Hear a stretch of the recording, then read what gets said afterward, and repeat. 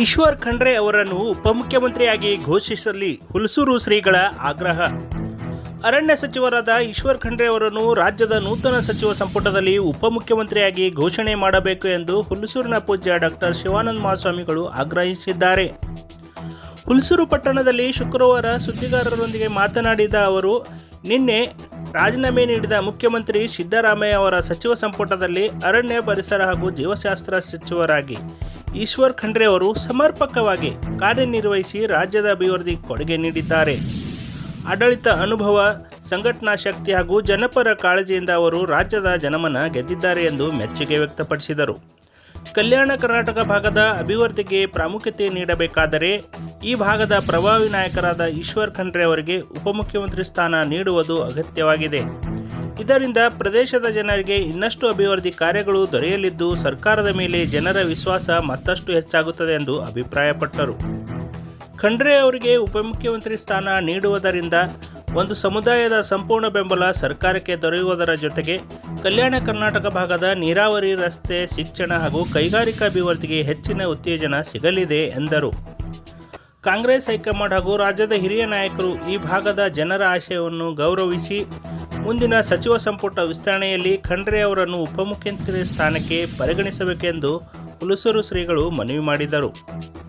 ರಾಜ್ಯದ ರಾಜಕೀಯದಲ್ಲಿ ಅನುಭವ ಹೊಂದಿರುವ ಖಂಡ್ರೆ ಅವರು ಜನಸಾಮಾನ್ಯರ ಸಮಸ್ಯೆಗಳಿಗೆ ಸ್ಪಂದಿಸುವ ನಾಯಕರಾಗಿದ್ದು, ಅವರನ್ನು ಉನ್ನತ ಹುದ್ದೆಗೆ ನೇಮಿಸುವ ಮೂಲಕ ಸರ್ಕಾರ ಸಾಮಾಜಿಕ ನ್ಯಾಯದ ಸಂದೇಶವನ್ನು ನೀಡಬೇಕೆಂದು ಶ್ರೀಗಳು ಮಾಧ್ಯಮದ ಜೊತೆ ಮಾತನಾಡಿ ತಿಳಿಸಿದ್ದಾರೆ.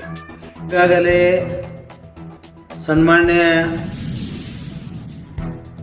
ಸಿದ್ದರಾಮಯ್ಯನವರ ಸಂಪುಟದಲ್ಲಿ ಅರಣ್ಯ ಸಚಿವರಾಗಿ ಒಳ್ಳೆಯ ಸೇವೆಯನ್ನು ಮಾಡಿರ್ತಕ್ಕಂಥ